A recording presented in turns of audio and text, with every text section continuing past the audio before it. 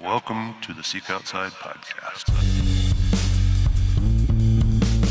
And then you think that's bad? You see Ryan on the phone in the office. Seek Outside podcast.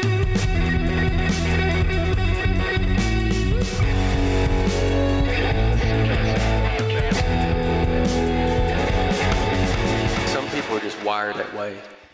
Good morning. Welcome to the Seek Outside podcast.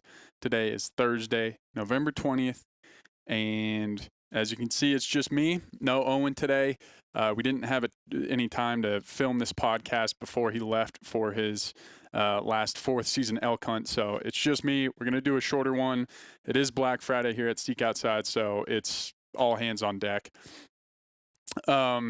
We have a couple of announcements for you, and then I'm going to get Kaleb Bell from the Colorado Bowhunters Association on. He's the interview today, but first I'm just going to hit a couple shop announcements, Black Friday stuff before we get into that interview. So it's going to be a shorter one today. Black Friday. So it's live now.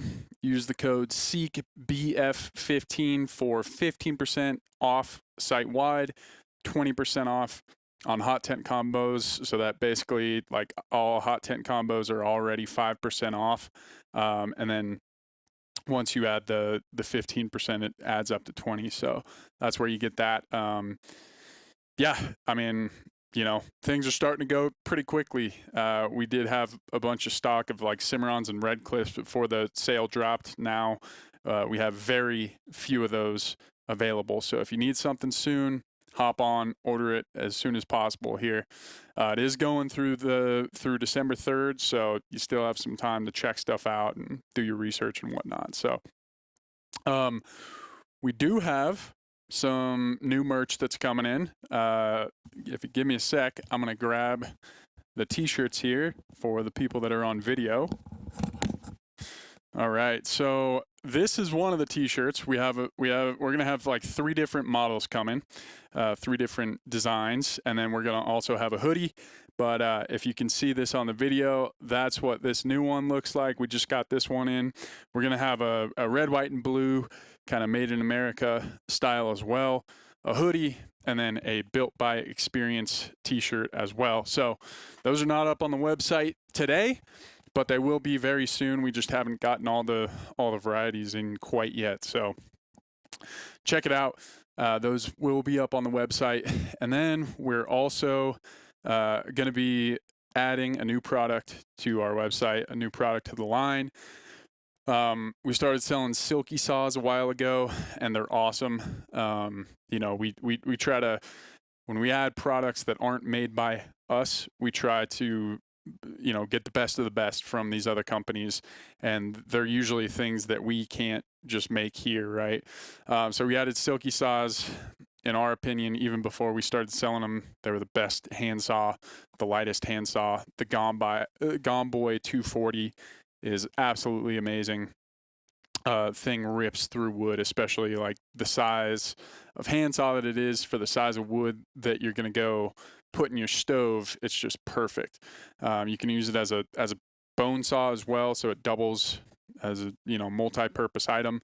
But the thing that we're going to add along those same lines is going to be Blackbeard fire starters.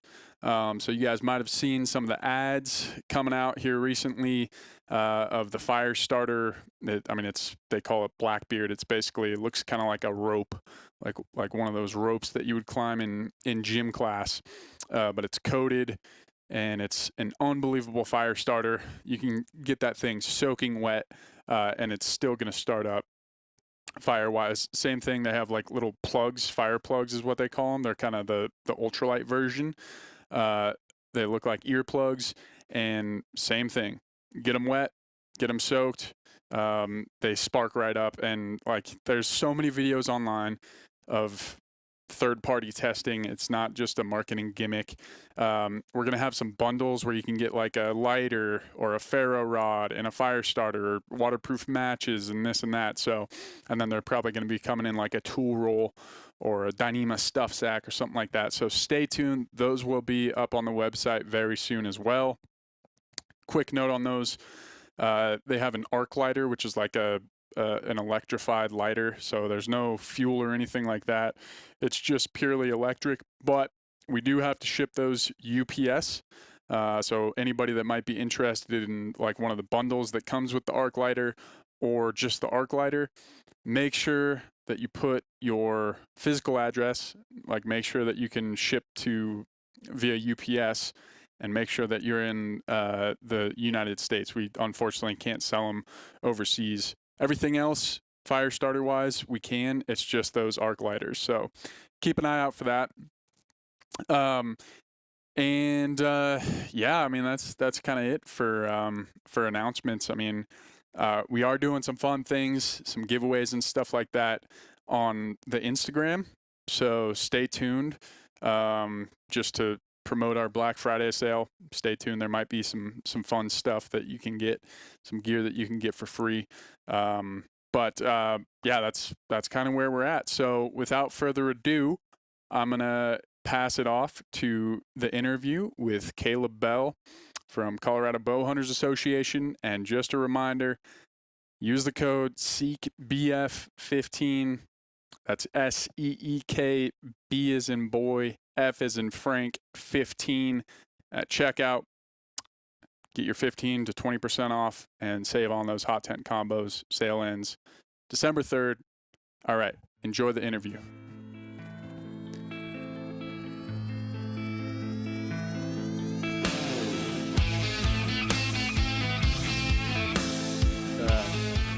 Well, today on the podcast, welcome to the Seek Outside podcast. Fun episode today. We got Kaleb Bell, friend of mine from the Colorado Bowhunters Association.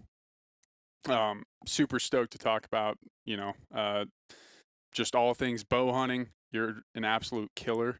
For anybody that's not watching, you should tune in. Maybe you could give us a little tour of your trophy room here in a little bit. But if you can't tell, got a killer antelope buck back there. There's some awesome sheds, elk sheds. And then just peeking out of the corner there, I see a real nice mule deer buck. So, yeah, there we go. There we go. It's funny. We just had the guys Rusty from Baby Booners on the episode that's dropping tomorrow, October 23rd.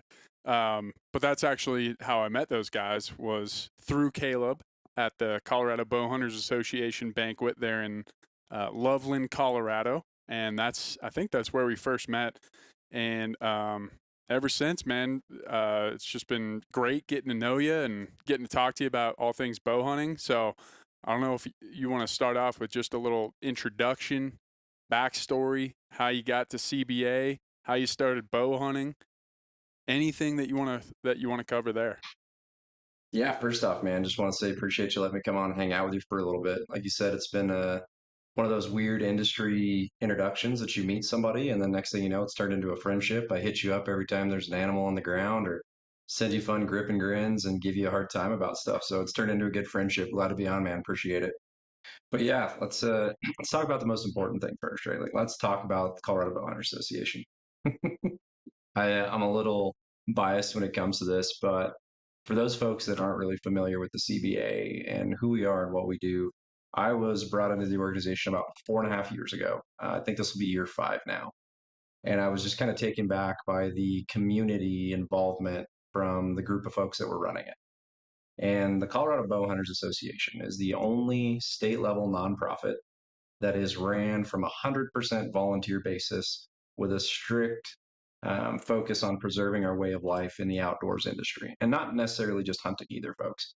Like, we focus on preserving our rights as outdoorsmen and women at the legislative level, at the local level, and at the federal level, any way, shape, or form that we can, which is probably the coolest thing I've ever been a part of, to be down at the Capitol and have a couple thousand bow hunters during outdoorsman days or anything like that we have going on. It's pretty incredible to see the movement and the folks that are dedicated to preserving our way of life. Because whether we want to admit it or not as people, it's under constant barrage and threat. I don't care if you're a rifle hunter or a bow hunter or a trapper or a fisherman, or you just like riding your bike in the woods. What we love to do is constantly under threat. And we need more groups like what we have here at the CBA and folks like what we have here at the CBA to preserve that way of life, because ultimately it will go away if we don't. Yeah. Oh, for There's my sure, man. pedestal And speech for you. no, that's great. And one of the things I love the most about like the banquet that you guys do there is first off, it's just fun hanging out with bow hunters. You know, it's like, and it's kind of that way with hunting, but especially with bow hunters, it's like, okay, everybody that's here, I can talk to, and I can probably have like a 30-minute conversation with, because we're just gonna, at some point, we're gonna go off on hunting stories, and you're friends. It's like, boom, right there. You got a community of guys and ladies that are just super stoked about what you're stoked about.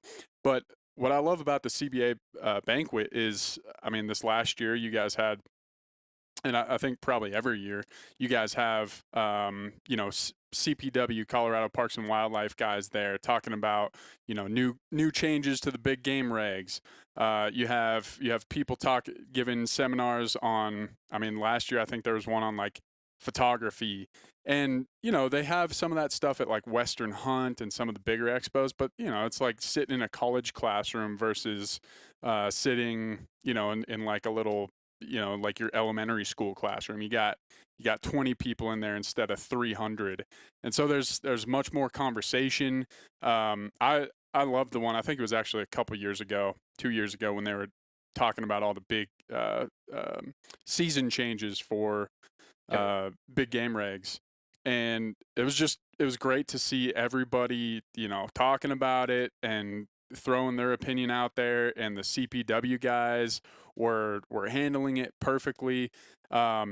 And it was just great to see like all the passions of all these bow hunters and hunters from around Colorado kind of come together and really, you know, throw their opinions out there and try to make a change and be a voice for bow hunters. So that's what I love about the banquet. And then you guys always have awesome food there too, so that's a plus.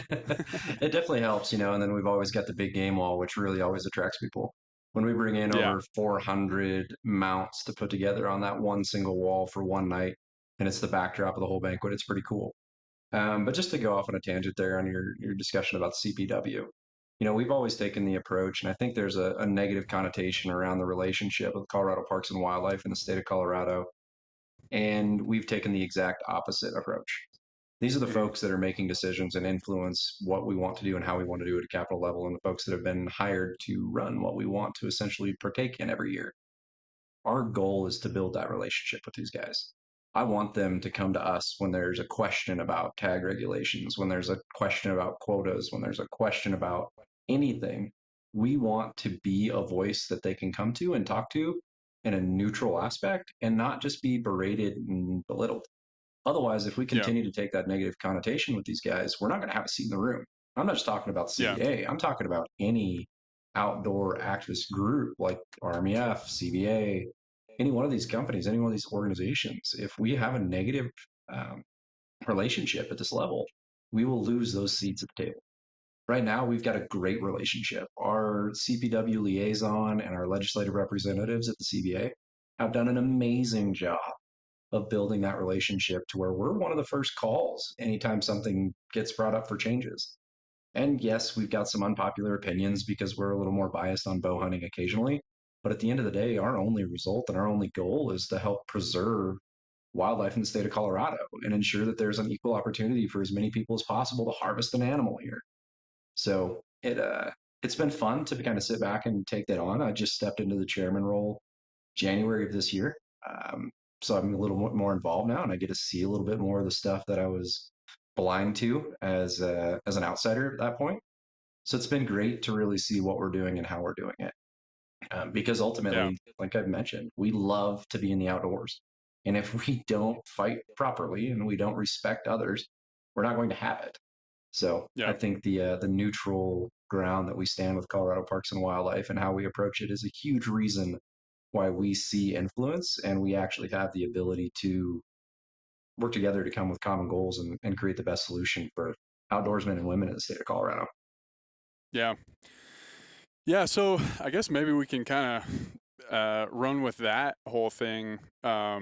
first off, it makes sense that bow hunters would be probably the first, should be the first call just in terms of talking to hunters because I think like if you're a bow hunter, it takes so much more. It's a year-long process, right? And there's rifle hunters that are amazing, muzzleloader hunters that are amazing hunters that are dedicated year-round. But I would say that if you want to be a bow hunter, you basically have to be dedicated year-round. You got to be shooting your bow year-round, and so it seems like, in my experience at least, bow hunters or even you don't have to be like a consistent bow hunter, but if you have bow hunted, you're a little bit more likely to be, probably more um, privy to the big game regs, and just because there's a lot more that goes into bow hunting on a year-round basis, so it makes sense why you guys should have such a good relationship and why they would call you first. But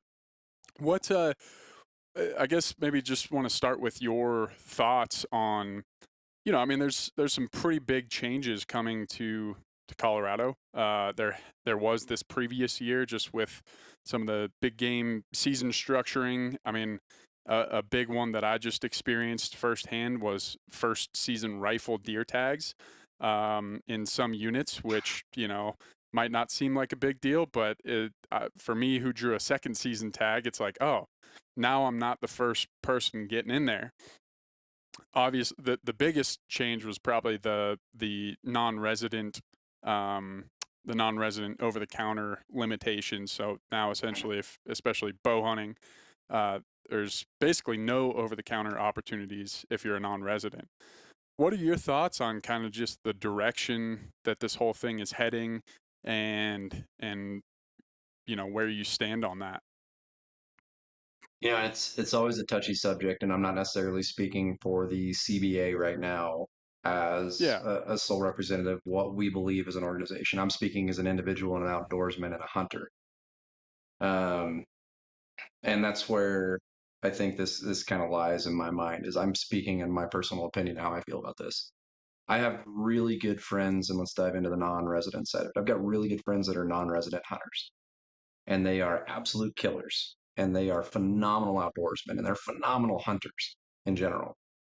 And I love sharing the woods with those guys every year. So it definitely hurt not being able to do that with them. And this was the last year that I could potentially do that with those guys, right?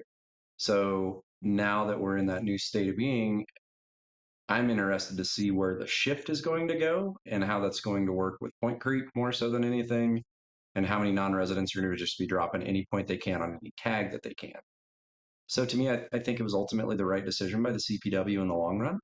I can understand the financial impact that it has on the state, but if you look at our operating budget compared to other local states around us, we're like 4 or 5 times higher than any other state. Like we yeah, can find a way to manage better.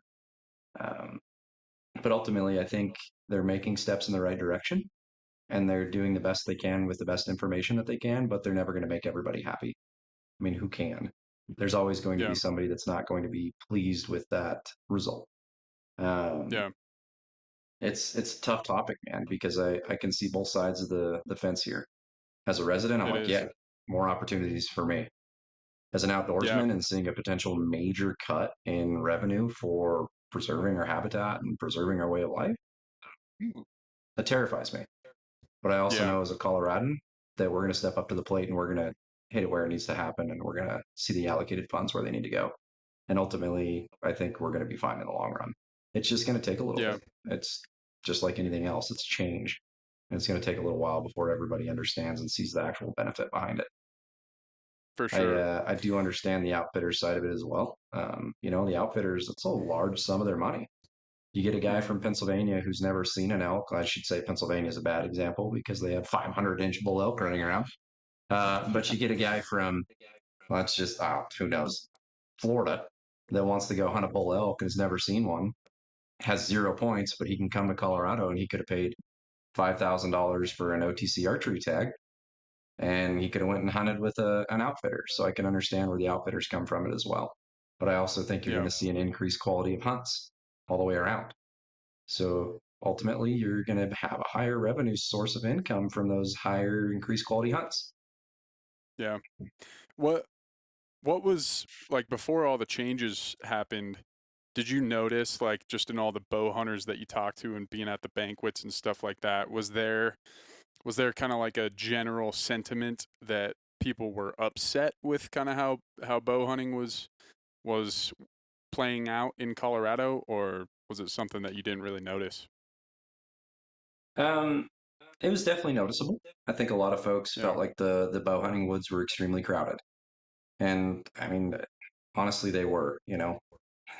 Over the past 5 years, I've hunted a lot of very, very highly trafficked public areas, and I've noticed that the public foot traffic has just increased and increased and increased. I mean, Hmm. it's the allure of hunting in the West, but that's no different than gold in California, right? When they found gold in Yeah. California, everybody wanted to go. When there's an opportunity to hunt elk in Colorado every year, every bow hunter wants to. I could get it. Like, I completely understand it. We have some of the coolest animals in the world. Why would you not want to come from Virginia and hunt an elk every year for $600? So I definitely saw the general consensus that the woods felt overcrowded from a lot of folks, and honestly, I felt right there with them. There's a lot of people out there, and from a success rate as a bow hunter, don't get me wrong, I probably had more encounters than most rifle guys do, or most muzzleloader guys, but my success rate's minimal compared to. We're talking Yeah. about making and this is where you have the controversy of ethical archery. An ethical archer has their preferred distance that they are capable, their kill zone, their kill range, their effective range. Um, and that's for most guys, it's under 50 yards. For some guys, it's under 30 yards. You talk Yeah. about trying to get a bull elk in under 30 yards every day when you're out there in the woods, and that's a tall task. It is. Yeah. Yeah. It's I think the other thing that's kind of interesting about the whole archery thing, right, is speaking of ethical, I remember hearing something or seeing a CPW study of like, I don't know, 4 or 5 years ago that kind of related to this, but you are chasing them during their breeding season, which is kind of that's when they're the most vulnerable. I think that's why they selected the rut to go after them with a bow, because success rates are a lot lower. I mean, I can imagine if they were to make rifle season like over the counter during the rut, you'd probably see Oh, some pretty drastic population changes because they turn into a completely different animal as soon as, October 15th hits or whatever, once they get done rutting. And I think like I'm of the mindset when I think of hunting is I'd much rather have a good, like, if it meant me hunting elk every other year, but that year that I did get to hunt, it was awesome. You got to be in bulls all day. I'd much rather prefer that. I mean, here on the Grand Mesa back in 2020, they did a study. There was like 2,000, 2,200 bow hunters on the Grand Mesa, and there's all these roads up there. And to be quite honest with you, just in talking to people who have hunted up there for a long time, I think that had a pretty big impact on the population because you're displacing these animals during the rut.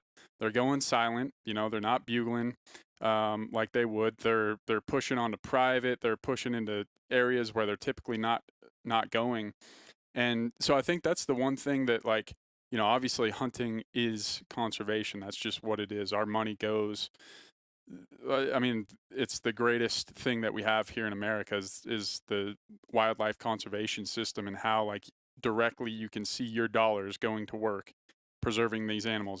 That's why we're like one of the biggest hunting destinations. But I also do think, like, as hunters, we got to step back and realize, okay, if you have just guys everywhere in a heavily populated elk area during the rut, that is going to have some population impact. And maybe it's not, I don't know how many, uh, like, I don't know what the population impact is compared to if it's just displacement, or if the population's I guess what I'm trying to say is, like, I don't know if that 2020 year just pushed elk to other places, or if it actually had population impacts on the Grand Mesa. But I think it's important to note that, and as hunters, we got to say, like, that's part of our responsibilities to be the stewards of this. And if it is having population impacts on the elk, that's part of us. Our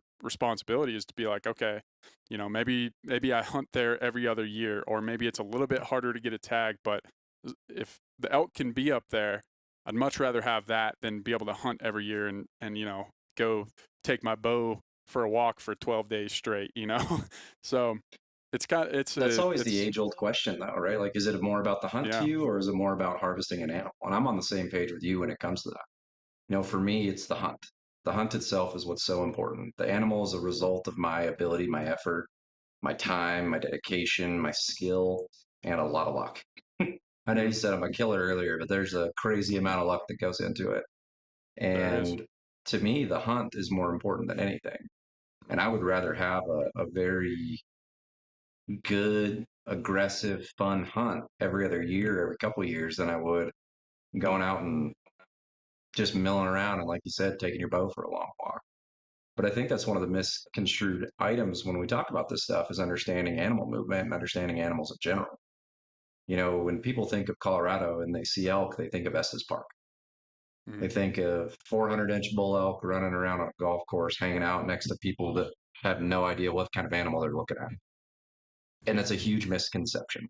If you were to put a couple hunters in Estes Park, not saying that's happening, but if you were to do that, within a couple years, you would see those elk disperse. They wouldn't hang out on the golf course anymore. They're smart. They're not dumb animals, whether it's an elk, a deer, a bear, a mountain lion. I don't care what it is. They're not dumb. They have a natural response and a natural instinct to survive and live. If you shoot a bull every year in the same spot every year, at some point in time, those elk aren't going to go there. It's just a matter of time before they don't. You might get lucky and see one there, but if there's people in there pushing them all the time or walking around in their home and harvesting an animal, eventually the animals will get smart. It's instincts, it's survival. These animals live at 13,000 feet and are fluffy and white in negative 40-degree weather, or they live at 5,000 feet and they're giant yellow and have big horns. And at the end of the day, they will find a way to survive, and they're not stupid. So, I mean, there's that level of, like you said, conservation and the CPW and how they manage herds and how they manage tag allocations or the hunt seasons and the structures. They all have a play in ultimately what we love to do. And sometimes we have to look past the fact that we just want to go out there and shoot an animal. And we have to understand that there's more at play here than just our satiation. And that's a hard thing to do sometimes as a human being. It is, yeah. Going forward, there will be probably some pretty big changes in 2028 regarding the just big game season structure. I mean, there's a lot of stuff that's out there right now. Could you kind of shed some light on maybe some of the things that you might know about, or I guess like maybe the CBA's stance on some of the proposed season changes and tag allocations? I wish I could. I wish I could give a little more information on that, but there's still so much in the air right now that we don't have a firm structure or line on what those 2028 changes could look like. Lane and the guys with the CPW side of it, they're working so hard to come up with what that plan and structure looks like. But there's still so much in the air that nothing's been written in stone of which direction the proposals are going to go. So right now, you hear a lot of different scuttle about once in a lifetime tags, mountain goat changing to a once in a lifetime harvest. You hear a lot of scuttle about switching over to 100% weighted draw system, but nothing's been really set in stone of what route we're going to do. So I wish I had a better answer for you on that one. But I will tell you that when it happens, what we thrive on at the CBA is education. When it happens and when the information's available and there is a path forward of what it looks like, our goal is not to hide anything. That's the problem of what happened with wolves, right? Everything got pulled over our eyeballs. Our goal at the CBA is to educate the population so you guys can make an informed decision. So when it comes down to it, and when everything comes out to light and we have a direction of what it looks like, our goal will be to push that information to as many people as possible. There's only 30,000 bow hunters in the state of Colorado, and that's a rough number. But there's 40,000 other people that are out there hunting in the state. So at the end of the day, we have all got to come together and we have to do a better job of educating each other so we can actually understand what's coming down the line. Whether it's tag changes or allocations or No different than Prop 127 last year. We just have to focus on Yeah. educating each other. So when it does happen, Ryan, I will definitely jump back on here with you, and I'll bring Lane on, and Yeah. we'll spend a little bit of time talking about it and educate the population, because that's where the change will happen. Right on. Yeah. Yeah. So what is a typical? What are like some of the big things that you are working on a yearly basis? I know you guys do events all across the state here. What is a year in the life of the CBA? What does that look like? It's different than anybody would ever think. Yeah. I think a lot of folks think that we're just a group of people that like to hang out, and that's a mindset that we're really trying to change. The primary focus that I have, and I should say it's a two-part focus for us as a group, is changing what conservation is. We talk about conservation being hunting, talk about conservation being wildlife management. We talk about all these things about fixing fences or habitat. And I personally think, and this is a big initiative that we've pushed at the CBA over the past 12 months, and you'll see more of it to come, that's where we're misguiding the industry. Conservation is not just around hunting. Conservation, in my opinion, is more relevant to education. And I'm not talking about you and me. I'm not talking about the guys that are avid hunters and outdoorsmen. I'm not talking about the legacy families and the outfitters. I'm talking about the next generation of conservationists, our kids. That is the number one most important thing that the CBA is currently focused on, is creating opportunities, not just for hunting either. And that's where I want everybody to understand, creating opportunities for kids to experience the outdoors. I honestly don't care if any of these kids that we're putting through programs picks up a bow and bow hunts their entire life. But what I care about is that they had a chance to. They were Yeah. given the opportunity to, that they have the education to know the difference between a moose and an elk, that they had the opportunity to go watch a guy start a campfire from a spindling stick and a string. Like, that's what I want. I want to focus specifically on educating the next generation of conservationists, because ultimately this is where the fight's going to fall, is in their hands. And if we can do that, and we can educate kids, and we can educate the next generation, the fights won't go away, but they're going to be a lot easier. They're not really going to be a fight anymore, because people are going to understand what we're talking about. They're going to understand the basic North American wildlife management system. They're going to understand what conservation really means. They're going to understand what hunting is. They're going to understand all of this stuff because they had the opportunity and they're being introduced. A big example of that is we recently just partnered with Colorado Youth Outdoors. For us, we're a pretty small organization. So when we donate money, we get very nitpicky on what we do. But with Colorado Youth Outdoors, we're partnering for a program that's called the CYO on the Go, in partnership with the CBA Spark program, where we are taking outdoors activities to interrural cities, underdeveloped communities in Colorado, and schools that don't have the ability to get kids involved. We are literally taking the outdoors to the school system. And again, guys, I'm not talking about shooting guns. I'm talking about teaching kids about plants, teaching kids about fishing, teaching kids about hiking, teaching kids about survival. What happens if you're stuck in the woods for a night by yourself and you got dislodged from your parents?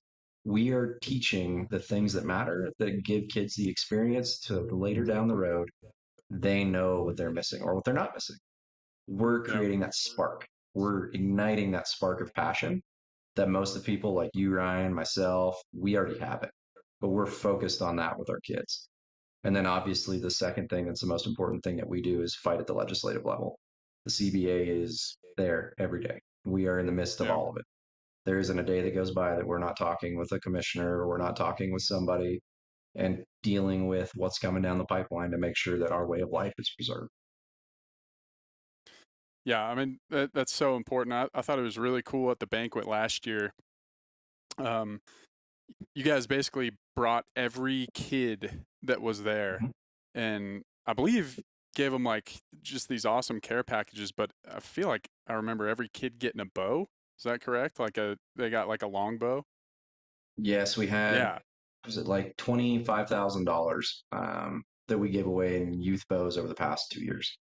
At the banquet Man. specifically, we brought any kid that was over the age of like 4 up to Mhm. the studio, gave them a bow. Like, why not Yeah. get a bow in the hand of a kid, change their way of life, Yeah. change who they are, and oh man, it's the most important thing that we can do.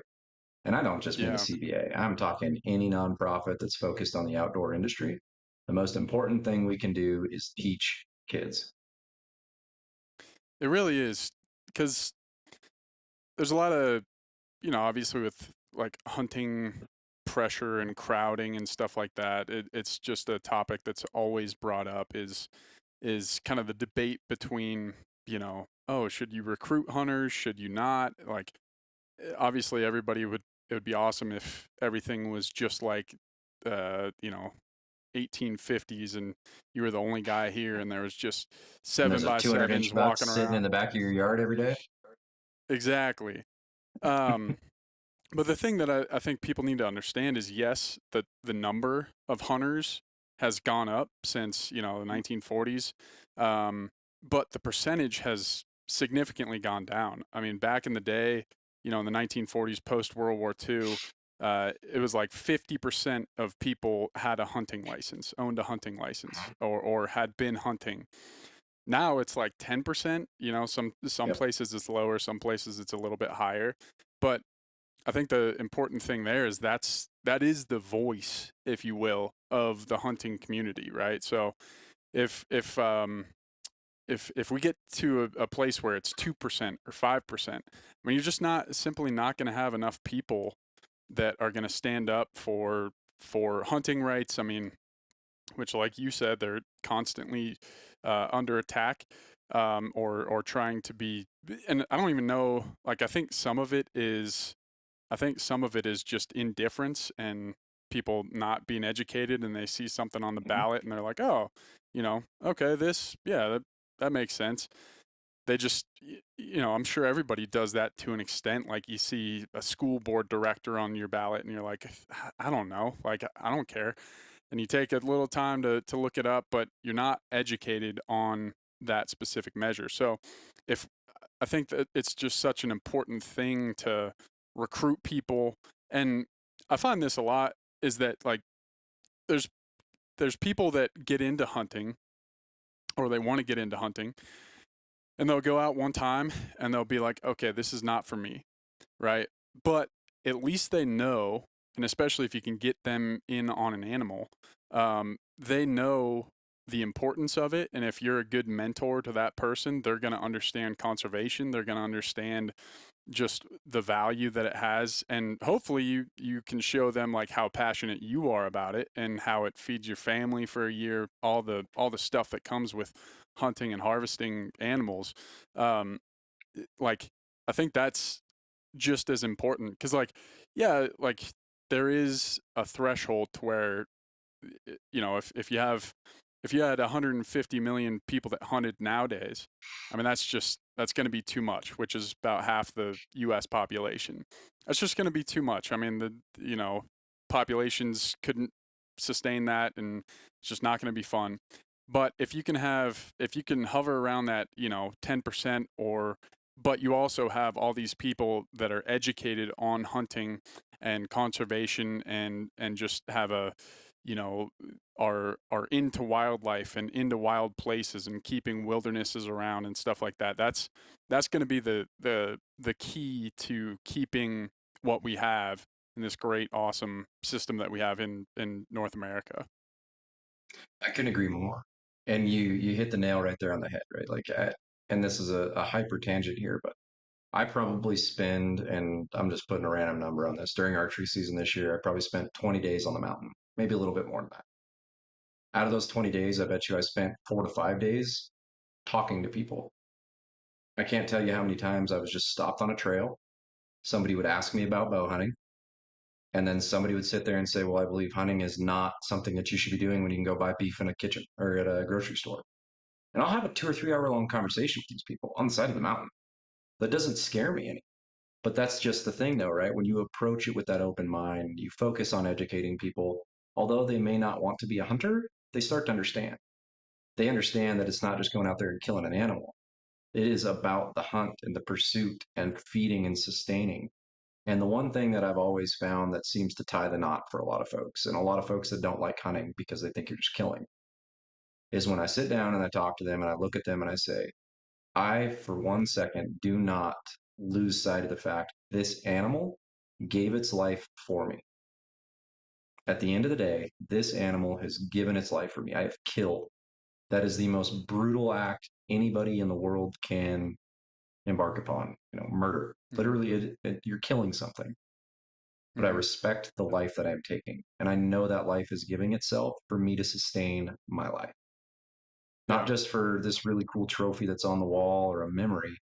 Like, this is giving itself for me so I can continue my life. Could I go to a grocery store and buy 100 pounds of beef? Yeah. Do I know where that beef came from? No. But I know that I walked 20 miles up and down that mountain through some of the nastiest weather to harvest 40 pounds of mule deer meat. But that 40 pounds of meat has more sustainability and means more to me as an outdoorsman than going to the grocery store and not having a connection with that animal. I spend more time on the mountain just watching animals than I do harvesting anything because I love them so much. You sit there and you get jaw struck. Like this year, I feel a little robbed. I got lucky, and somebody turned in that mountain goat tag, and I was next in line to pick up a mountain goat tag. But the most important thing for me is the hunt. I had a once in a lifetime opportunity to hunt a mountain goat in the state of Colorado, and I didn't get to spend any time on the hunt. Like I didn't get to connect with that animal. I ground out that hunt, but I didn't get as much of a connection with that animal as I would on a standard basis. Do I still appreciate it? Hell yeah. Do I still know that that animal survives in negative 30-degree weather at 14,000 feet and plays around in the snow? Heck yeah. But when you can make that connection with somebody who has no understanding of what we do and why we do it, and you can start to see that light in their eyes, like, you're right, I buy chicken and I've never seen a chicken. Or, I bought beef at the store, and honestly, I can't tell you the difference between a beef cow and a moose. They start to have a different respect for what we do. And if I could give any advice to an outdoorsman, is to go into those conversations with an open mind.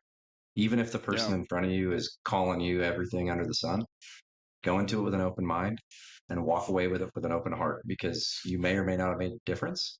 But I guarantee you, if you approached it right and you had a good conversation, you're going to make a difference to that person. They're going to have a different light. They're going to have a different understanding for what we do. It might not change how they vote, but I bet you they're going to think about it.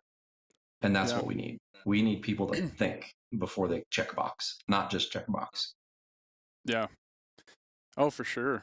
Well, and it's, I think the key difference there too, just when you talk about beef versus like an animal, like a wild animal, at least the wild animal has a chance, right? I mean, it's, a beef cow. I mean, if you want to use the argument that, well, these cows are, they're our dedicated food. It's like, yeah, that's, I mean, I don't think that's, I mean, obviously we need beef to sustain all the people that we have. No issue with that. But if you want to talk about the ethics of it, especially when you're bow hunting, you're giving that animal a pretty dang good chance to survive, and they're getting to live, at least how I think we all wish we could live, which is just out in the woods, 24/7 and surviving and stuff like that. So, I mean, that's a good point. And I think especially bow hunters, because it takes so much, and I hate to keep like making it seem like I rifle hunt all the time, love it. And there's lots of amazing rifle hunters that feel the same way that bow hunters do. But like with a bow hunter, I mean, average success rates for archery elk, 10%. I mean, it's like once every 10 years, you're supposed to get an elk, right? Or the funny one is, I saw Outside Magazine just published an article about the least successful bow hunter in the world. 40 years without a harvest. Yeah, 40 years without hunting an elk. But it just shows kind of, how much it takes to get an animal down. And I do agree with you. I think you have to be open-minded. And I think if you go into it open-minded, not being like, oh, well, I'm not even going to talk to you if you're a vegan or whatever. Like I feel like I have more in common with vegans than people that just go around not thinking about it, because at least they're like, I think most hunters are very aware of what they're doing in killing an animal. And we, aside from those few animals that you kill every year, you want to see most of them survive, and you enjoy watching them. You enjoy them being there. So, you do have to for sure go into it with an open mind. And I think if you go into it like that, you can definitely change a lot of people's minds, right? Or not change them, but at least get them to accept hunting.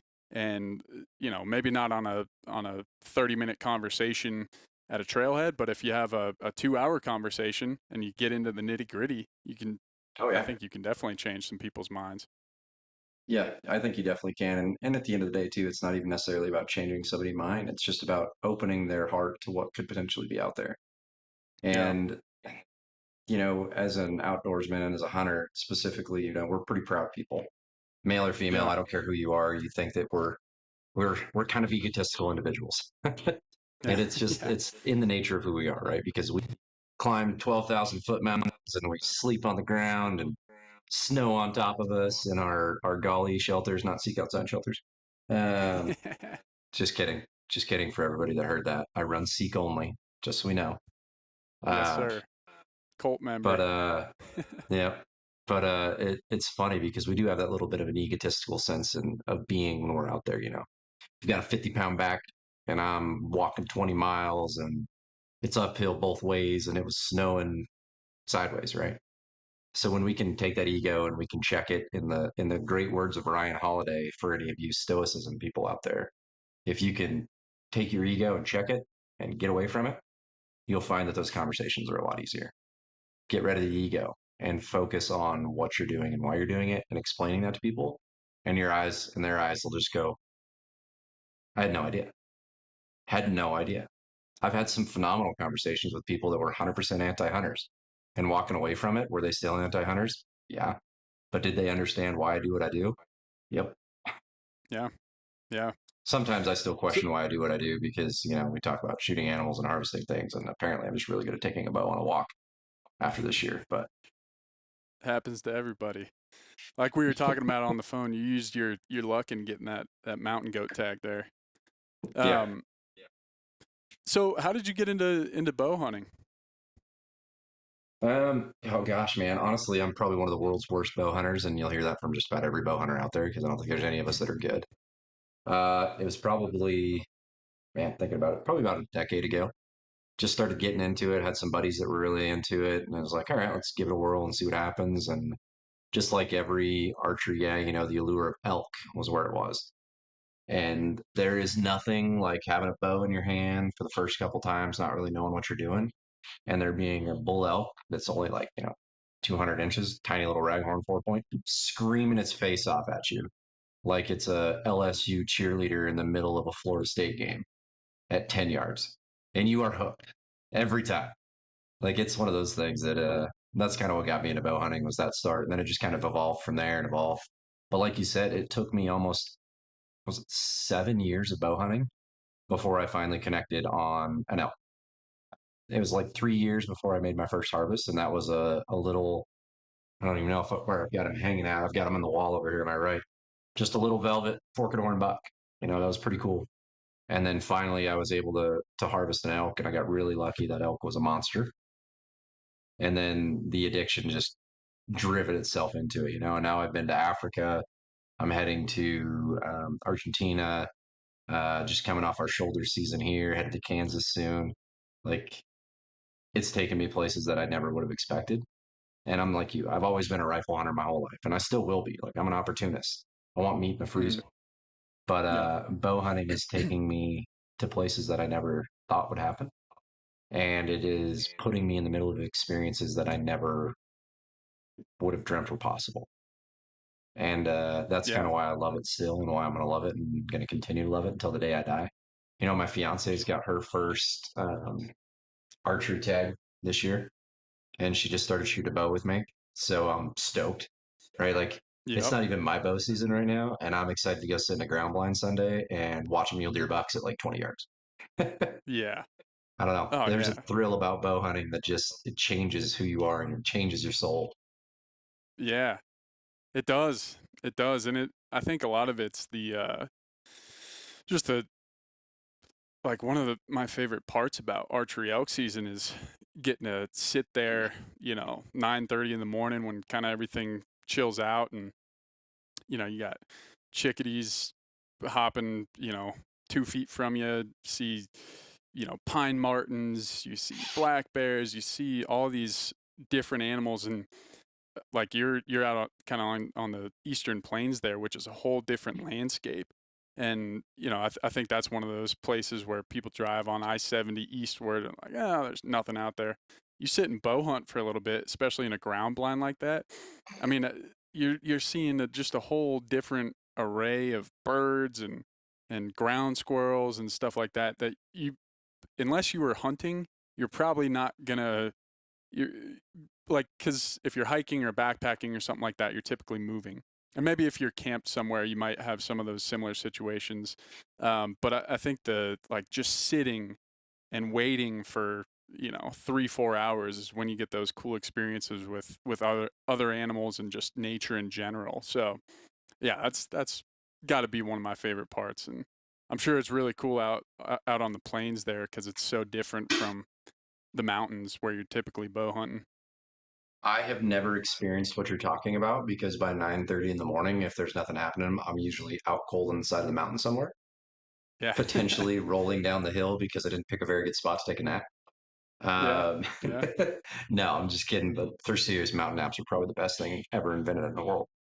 But yeah, man, it's just that weird, surreal moment when you can surround yourself with nature. And I this rifle season, we just got done with first rifle here in Colorado, and my fiance and my dad had a tag, and I get lost during archery season all the time. And I don't mean like navigationally lost. I get so focused on the task at hand or, calling that elk or closing that distance or climbing that next ridge or going that next mile or doing that next thing that I sometimes lose those little moments where you're seeing the squirrels around you. You know, Mhm. the birds chirping or the moose that's a couple hundred yards away from you. I have a tendency to lose sight of that. And this rifle season was great because I didn't have to do that. I Yeah. was sitting there around the campfire and I was thinking about it. I was like, man, you know how many little moments I've had in the woods that I've never really appreciated as much as I should. And I started kind of going through them all in my head. And then I'm sitting there smiling around the campfire. My dad, my fiance Christy are like, "What are you doing?" And I'm like, I was just thinking about that one time when I took a mountain nap and a black bear tried to eat my jet boil and I smacked it with my hat. And then I immediately went to hunting Yeah. elk, but I didn't think about the fact I just smacked a black bear with a hat, right? It's those That's little moments crazy. like that on the mountain that you don't think about. You're like, oh, well, looking back at it, you need to spend a little more time in that. And like I told a really good friend the other day, you got to spend more time chasing snipes. Yeah. Yep. Good old snipe hunt. Yeah, got Classic. to spend more time chasing snipes. Yeah. So I kind of want to shift gears and talk about your mountain goat hunt, Yeah. and kind of just the process of that because you were telling me on the phone, and you mentioned it earlier, but you didn't draw the tag, and you got a call from CPW. So maybe just take us through the whole story starting there, because I'm pretty like, I think a couple years ago, 2 years ago, some guy around here got a bighorn sheep tag on the leftover list, and so I kind of was thinking, I was like, oh, I didn't know that those were eligible to get on the leftover or the reissued list, but it sounds like there's kind of a process of them calling people if somebody turns their tag in. So yeah, there's a couple different processes, and it was actually I think it was 4 years ago. Thinking about it, that you're talking about that bighorn sheep tag, because there was a lot of people that were super excited about it. I can't It remember. It might might have, have been a yeah, U tag though. I think it was a U, okay. because there was He's a also a cow CBA moose member, tag. right? Yeah. Isn't that? Yeah, yeah, yeah. Yep. Yep. And then there was a cow moose on the reissue list this year too. And that's Oh, where really? people fail to understand the difference too, right? We're not talking about limited leftover, which is just the pool of leftover tags. We're talking about tags that were turned in that somebody couldn't hunt. So therefore they go to a reissue list, which is like just a whole nother draw. And you just have to be really quick with your finger in order to pick one up. I've been pretty fortunate over the past couple of years. I picked up that elk tag on the reissue list last year, and I ended up shooting a 384-inch bull on public land in Colorado. That was pretty cool. But this year Yeah. was completely different, right? Like I get a email from the CPW, and I'm like, oh, it's just another email talking about big game surveys, whatever. I'll do it later. And then it said, call this number. You just something about a mountain goat. I didn't think anything about it, so I called. She's like, yeah, I was actually just getting ready to call you. We had an individual turn in a mountain goat tag. He is medically unfit to hunt. So we're not deducting his preference points. Like he'll get all his preference points back. But if you take this tag, you're next in line. Like you are the next person in the draw cycle, the magic lottery list that I have no idea what it actually is. None of us do, but it does exist apparently. The Yeah. magic lottery list. If you take this tag, you are forfeiting your preference points. You have 3 days to make a decision. What? Hold on. Yeah. I've got 3 days to make a decision on hunting a mountain goat in the state of Colorado. And there's some catches to this, right? Because most people, when they get this call, it's not during season. Most people turn this tag in a long time ahead of time because they can't do it, or they're the guys that have got enough points to draw moose, sheep, and goat in 1 year. They've already drawn one. They don't want to go hunt all three of them the same year. Yeah. So I was pretty fortunate in that side of it. But also it was a straight knife to the heart. It was 4 days into the season already, and it was in one of those units where it's a weekday only hunt. So really I only had 5 days by the time that I got the tag that I could hunt. Luckily for me, I'd been in that same unit 2 years before, who had helped a buddy out, Taylor, over at Davis Tent. They're in a different world than you, so I can say Davis Tent on your podcast. Oh yeah, they're good friends. Seek. You know Taylor pretty well too. Taylor's a good dude. I helped him out on his mountain goat in that same area. So he was the first person I called. I was like, Taylor, I know what we saw during your hunt. I think this is okay. And he looked at me, or he called when I was talking to him on the phone. He's like, you have the chance to hunt a mountain goat in your 30s in Colorado. You're stupid if you don't take it. Okay. All right, dude. I'm in. Send it. We'll see what happens. So 0 scouting, 0 really knowledge other than the 4 draws and the 4 areas that I'd been in on his hunt. And I sent it. Just sometimes you got to send it. Figure it out. Yeah. I called the president of my company, and I'm like, hey, I'm gonna take off the next 4 days, unscheduled, and I'm gonna go chase mountain goat. And he's like, are you sure we could do that? We'll figure it out. We'll be okay. Granted, the entire time I was on the mountain, I was taking phone calls and trying to make sure things were lined out while I was up there.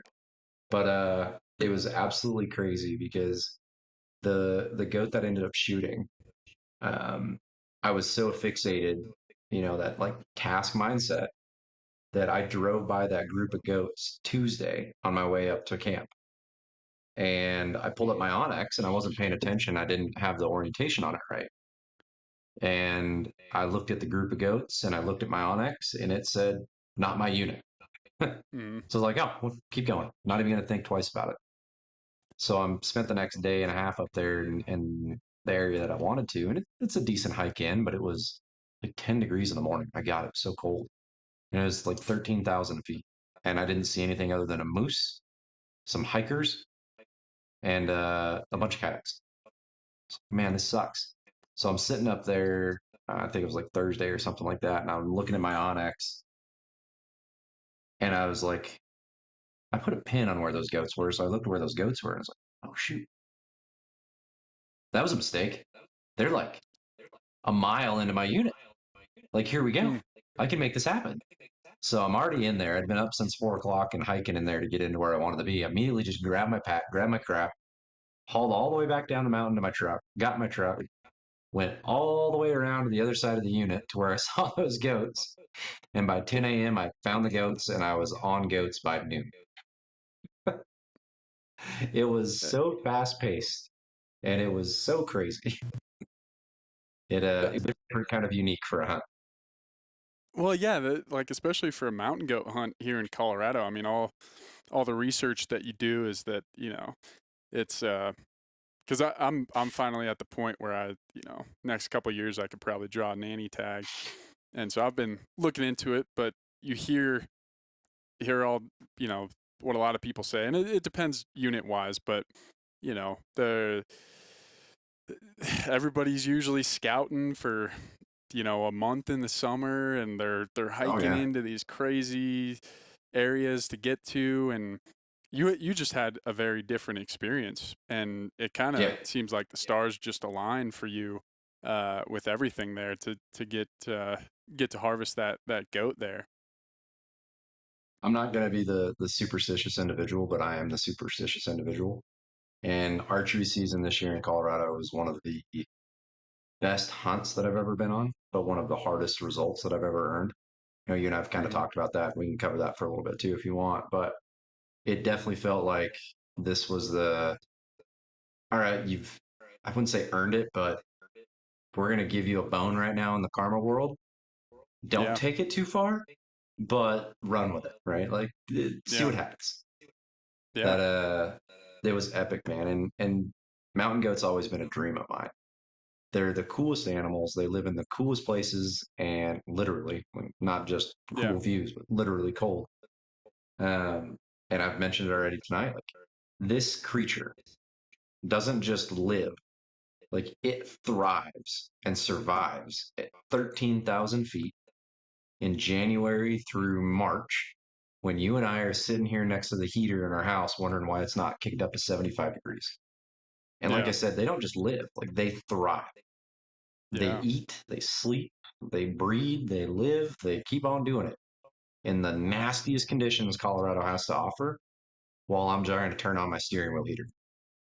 yeah, So to me, it's yeah, just, it's a crazy, crazy experience. And, I put a social media post on, I debated even doing that. As much as I hate social media, I love it at the same time, but like, it's not my mountain. It's not your yeah, mountain. Yeah, it's public land. Like, it is their mountain. And yeah, having that chance and that opportunity to chase that animal and its home turf. And that experience to me was just the most, I don't know, eye opening, heart throbbing, anything. We all get yeah, archery hunt all the time. We all get a rifle hunt all the time, but there's a chance I'll never do that again in Colorado. And it yeah, was kind of yeah, bittersweet. Like this was my opportunity to do it. I didn't have as much time as I would like, but that experience was absolutely insane. By far yeah. my favorite hunt today, minus That's watching the missus shoot her first animals. Like that's been pretty fun too. But this yeah, was, I don't know. You've got the backdrop. You've got a 1,000 foot elevation drop that you have to climb down just to get to the area to hike out. It's a different experience. so you had a nanny tag. Yep.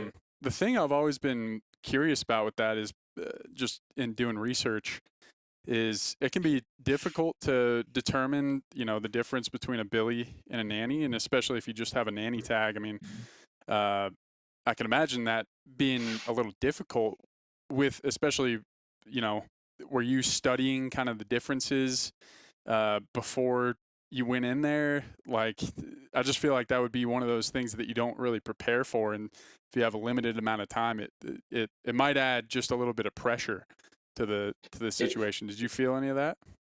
it definitely does. Luckily, like for me, I love mountain goats, so I spend a lot of time watching them anyways and just studying them. I just think they're such a cool Okay. animal. If I could hunt a mountain goat every year, I would. They're kind of like mule deer for me. I love mule deer, but mountain goat are so cool. So Mm, luckily, like I feel like I had a little bit of an advantage going into it that I had a really good idea of what to look for in a nanny. mm, So I didn't feel like there was any discrepancies at any point in time. I felt really confident. The only time, and I will tell you this, regardless of how confident you are, that is the most nerve-wracking recovery in the world. Walking yeah. up to that goat, and you're just like, for the love of God, please tell me I didn't make the wrong choice. Because Yeah. you make the wrong choice in the state of Colorado, and you're done. Yeah. There's zero forgiveness. It's not a oh shoot, you shot the wrong animal. Like it's you are again a hunter and you are responsible for the animals that you shoot. So Hmm. that was pretty nerve wracking. Walking up, just I like could fingers imagine. crossed. I'm like, I was 99% sure this was a nanny. Please, Yeah. for the love of God, be a nanny. Um, Yeah. But no, it's one of those things though that if you're going to hunt a mountain goat in the state of Colorado, you need to know the difference between the two. Because a young billy, I still think they look extremely different than a nanny. Uh, but you could definitely mistake an older nanny for a young billy, in my opinion. Yeah. Um, and when they all group Yeah. up, I don't care who you are, they just look like giant snowballs. So Yeah. That's the thing. I mean, because I've spent time looking and trying to decipher, and it's like some of the examples that they have online. You're like, okay, yeah, but I feel like when you're in the field, especially when you get the adrenaline, you see the goats there, you might, I don't know, I could see that being a little nerve wracking, like you said. So, yep, but I'm be stoked that you got absolutely that. nerve wracking. And I Yeah. will say too, that's some of the best meat that I've ever had in my life. I was Yeah. really skeptical on how good it was going to be. So I took the inner loins and the back straps and I made this like butter, garlic, seasoned marinade. And I threw them all in there and then I vacuum sealed it for about 7 days. And then I cooked that when we were on the mountain during first rifle elk. The Oof, best meat that I've ever had in my life. I bet. I Yeah. don't know how I can get more of that, but anybody doesn't want their mountain goat, You'll take it. I'll take it. I mean, That Yeah, I've got it all sitting there in the freezer, all butchered up, and I'm like, man, if I divvy this out and if I portion this in 3 ounce portions, I can have 1 3 ounce portion per week. there you go. There you go. Got the game plan. Well, I mean, I feel But like if you marinate anything in butter and garlic for 7 days, there's no way it could be bad. no, But yeah, there definitely isn't. That just had a yeah. really good texture, super tender. It was almost kind of like a sweet pork. It's the best way that I could describe it. Really sweet kind of flavor Huh. to it. It was Yeah. good. Well, it makes sense because what they're eating is, I mean, that's they're essentially I guess it probably depends on certain spots if they're eating the lichen and stuff like that. But Hmm. I think in a lot of spots in Colorado, I mean, they're eating the same stuff that high country mule deer are eating, that elk Exactly. during archery season are eating. So, and they're especially this year with all the late moisture and the moisture that the big mountains got. I'm sure they're just prime condition, and Yeah, it was it's good insane. that. Like I was still in knee-high grass, and that hunt was October, right? Was it the beginning of October? Yeah, it was the beginning of October, 2 weeks ago, 3 weeks ago now. Um, Okay. like I was in knee-high grass at 13,000 feet. It was mind-boggling. Yeah. Yeah. All this late moisture, it's been good for the mountains, Hmm. that's for sure. Good for the Yeah. animals. Yep. Well, Caleb, I appreciate you, man. Don't want to take you. Don't want to keep you too long here. I do have to ask you the one question that we ask everybody here, and it's always a pop quiz, and it's gear related. Um, Ooh, Being a big bow ooh. hunter, you're a gear guy, just like most people that get on the podcast here. What's one item that you've picked up in like the last 2 years?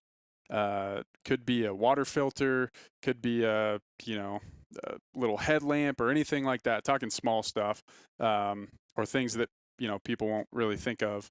That once you got that piece of gear in your arsenal, you don't leave the trailhead without it. Ooh, that's a tough one because there's like five that come off top of my mind right now that I absolutely love. Hit them, hit Um, them. but all right, I can run through five of them real quick. The first one is the MSR lightweight little hammer for the backcountry. That Huh? thing only weighs like 10 ounces, and it has been one of the most important tools that I carry with me on the mountain nowadays. I found myself MSR hunting some hammer. areas for my spike camps that have been really nasty, and that sucker Mm-hmm. helps me hollow out a piece of ground that I can actually throw my guardian up on and Mm-hmm. not roll off the side of the mountain. I also stuff a bunch of paracord and extra stuff up the handle, so that way I've got a little bit of extra anytime I'm hauling an animal out. That one's been huge. The next Yeah. one, and this is one that I don't understand how I've ever been able to hunt without the last light ropes. Setting that up Yep. Yep. when I'm quartering out or anything after dark has been an absolute game changer. Don't get me wrong, I love my headlamps and I love the last light headlamp too, but Like that rope just illuminates everything. And Yeah. those late night quarters and pack outs and stuff, that sucker's been an absolute game changer. Next item would be a kill tarp. I think more people need a kill tarp. It's super lightweight. I use the Seek. Oh my gosh, I can't think what the heck the name of your tarp is right now. DST Yeah, I use the or the tarp Guardian. for that. Yep. It gets a little bloody, hmm but at the same time, Yep. it's in my kill kit, and I use that sucker for glassing, and I use it anytime I'm quartering out, so that way my meat's not getting all nasty. But off the top of my head, I think those would be three of the most important things that I've thrown in my pack over the past couple of years that have been game changers for me. Yeah. Those are some good ones. That last light stuff is I have the light rope and their little power bank there, and I Oh am yeah. just shocked at how long that thing lasts. The power bank hmm specifically, and the light rope is awesome. Yeah, because it comes with all these little attachment things that you can basically tie them to any tree or you hmm know do a trekking pole, whatever you want. But the power bank, I mean, I take that on 5-7 day hunts and charge phone, uh, you know, Camera gear, everything. spot camera, yeah, all that stuff, and it lasts the whole time. It's pretty Yep. pretty impressive. So shout out to them. The only other Well, thing on cool, there man. that I'm extremely excited to try out and get to use is this new chair from Seek. Yeah, I haven't really had a trip this year yet that I've been able to get after it with, but that one's going to be a game changer because the amount of time I spend behind the glass. You sit there, and I'm getting old, man. Like ibuprofen should sponsor me and the CBA. I don't know how. I need to work that relationship between Crocs and ibuprofen. I need to get a sponsorship, yeah, hell yeah, and having a chair when you're glassing is huge. Like just being it able to be is. comfortable while you're sitting there all day. I'm excited to give that one a whirl. It'll be a game changer too. Yeah, I'm so bougie you'll have, on the mountain when I'm backpacking. It's got to be ultra light, but it's I'm easier bougie. now. It's easy now with all the lightweight stuff coming out. You can Oh afford to man. bring all that stuff. Yep. So, When your well, entire cool, sleep man. system Well, weighs less than 5 pounds, you're okay to cut some weight out.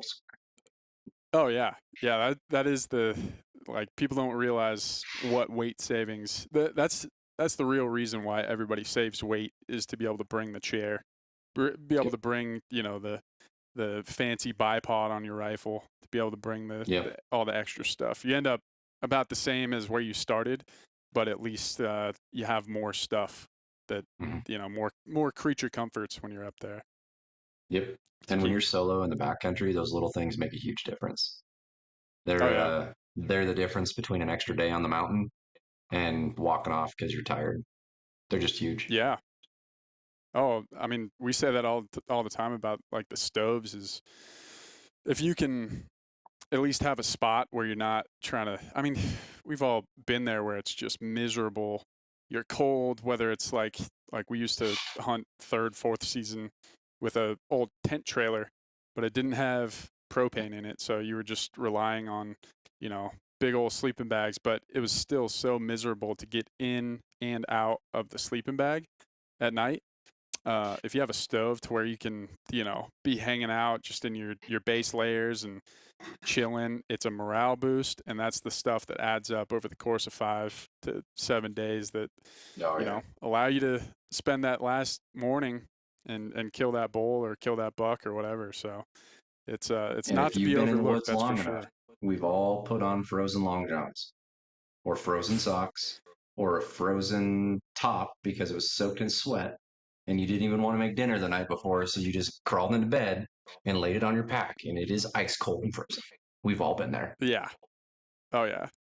The worst is frozen boots for me. Like especially if you don't think about it the night before, and you like kind of Yeah. leave them. You don't like open them up or whatever, and you're trying to put them on the next morning and they're frozen solid, and you have to like sit there with like a lighter or put them in your sleeping bag to warm them up. Ugh, the worst. That's a good one, but I'll give you my worst is frozen toilet paper wipes. I use Yeah, biodegradable butt wipes, man, but and I know this is a yeah. G-rated podcast and I'm sure there's some kids that are on here, but number one pro tip, sleep with your freaking butt wipes in your sleeper bag. Don't let those Oh suckers yeah, freeze solid. yeah. Yeah, that's a high priority. You can't have access to those early in the morning after your first cup of coffee. You're SOL. And they're not very light or warm up friendly either. No, for sure not.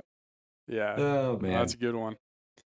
Well, hey man, tell people where they can find CBA and anything else that you wanna push here, and any Definitely. last thoughts. Of course, guys, if you ever have any questions about the Colorado Bowhunters Association or what we're doing, you can always find us on the Colorado Bowhunters Association website.